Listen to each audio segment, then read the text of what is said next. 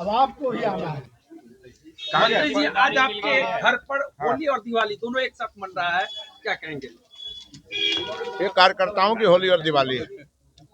हमारे बिहार भर के कार्यकर्ता आज खुश हैं कि कार्यकर्ता मंत्री बना, और ये खुश हैं इसलिए मैं भी खुश हूँ।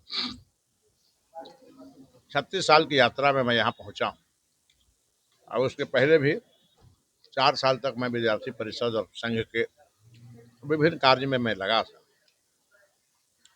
आज पार्टी ने मुझे सरकार का एक अंग बना के, एक हिस्सा बना करके मुझे नई जिम्मेवारी दी है। तो माननीय प्रधानमंत्री जी, माननीय गृह मंत्री जी, माननीय राष्ट्रीय अध्यक्ष जी और माननीय मुख्यमंत्री जी के हम दिल से, हृदय से आभारी हैं।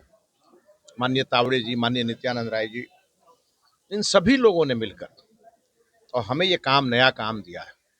अब टीम सम्राट का सदस्य बनकर प्रधानमंत्री जी के मन में जो विकसित बिहार का सपना है वो पूरा करना है, और विकसित राज्यों से आगे बिहार को लेकर जाना है, और इसके लिए दिन रात काम करना है, जान लगा देना है, और साथ ही साथ विकास भी और विरासत भी दोनों को संभालना है। और हमारे कार्यकर्ता, उनके मन में एक भाव रहता है कि हमारे बीच का व्यक्ति जब मंत्री बनता है तो भूल जाता है कार्यकर्ताओं को। तो हमने आज संकल्प लिया है कि बिहार के चाहे किसी गांव में क्यों नहीं बीजेपी का कार्यकर्ता हो, और अगर वो हमको पुकारेगा, सीधा उसके घर जाऊंगा और जाके उसके समस्या का समाधान करूंगा। पिछली बार सरकार में जब आपको मंत्रिमंडल नहीं मिला था, लोग मांग कर रहे थे कि मिथिलेश तिवारी को मंत्रिमंडल में जगह मिलना चाहिए। इस बार पहला फोन जब आया मंत्रिमंडल, देखिए, रात में मुझे फोन आया। सच पूछिए तो मुझे विश्वास नहीं था कि मुझे मंत्री बनना है, लेकिन यही भारतीय जनता पार्टी। कार्यकर्ता काम करते करते अपने घर में सोया रहता है और भाजपा का फोन आता है कि आपको ये संभालना है। यही पार्टी की खूबी है। इसीलिए मैं सबको कहूंगा, काम करते रहिए। आपके लिए, आपके रोल को तय करने के लिए लोग बैठे हैं, और यह पार्टी अपने कार्यकर्ताओं के साथ कभी ना इंसाफी रहे। मतलब कैसा लग रहा है इस बार? देखिए, जिम्मेवारी का एहसास है। अभी तक हम संगठन का काम कर रहे थे, अब हमारे ऊपर सीधी जिम्मेवारी आई है मंत्री के रूप में। तो समस्या ऑन स्पॉट, उसका समाधान। कल पे कुछ भी नहीं छूटेगा। अपराधियों के लिए कोई स्थान नहीं होगा, भ्रष्टाचार पर जीरो टॉलरेंस रहेगा, और फटाफट समाधान होंगे। और अधिकारियों को इस बात की समझ होगी कि तेज रफ्तार से यह सरकार चलेगी, और उसी रफ्तार में उनको भी काम करना। कौन सा विभाग? ये तो माननीय मुख्यमंत्री जी का अधिकार क्षेत्र है। जो कहेंगे, कहेंगे झाड़ू लगाइए तो झाड़ू लगाएंगे, कहेंगे मंदिर में जाके घंटी बजाइए तो भी करेंगे। सर, आपने अभी बोला कि अपराधियों की बात, लेकिन विपक्ष कहता है कि आप लोग टारगेट करके अपराधी को मार रहे हैं। विपक्ष को कहिए जाके लूडो खेले घर में बैठकर। विपक्ष के पास कोई एजेंडा नहीं है। अपराधी पर हम लोग मारते हैं तो उसको जाति दिखने लगती है। उनको समझना चाहिए कि बिहार की पुलिस अगर ये कार्रवाई नहीं करेगी तो क्या फिर लालू यादव का जंगल राज ला दें हम लोग बिहार में?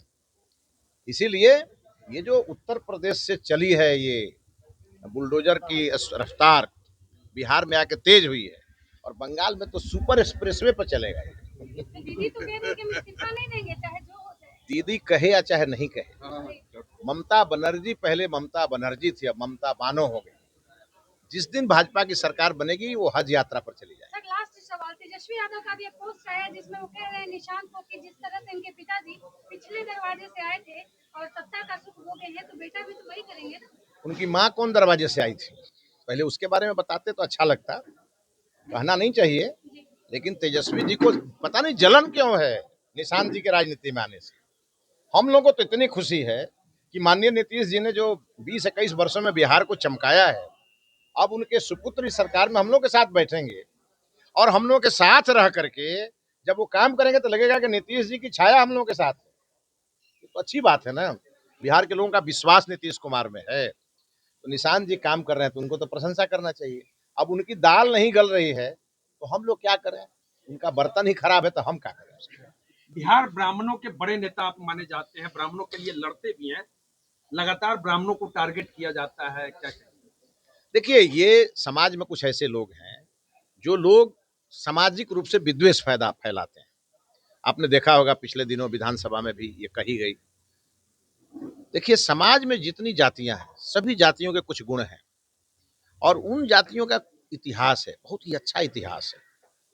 तो जो रामचरितमानस नहीं पढ़ा होगा वो क्या जाने हमारे देश की सभ्यता संस्कृति को। और उनको समझना होगा कि एक हमारा मल्लाह जब नदी के किनारे एक नाव पर बैठा रहता है तो भगवान राम भी जाते हैं सहयोग मांगने के लिए। अब ये सब अपने आप को राजा मानते हैं, इनको वो संस्कृति मालूम नहीं है।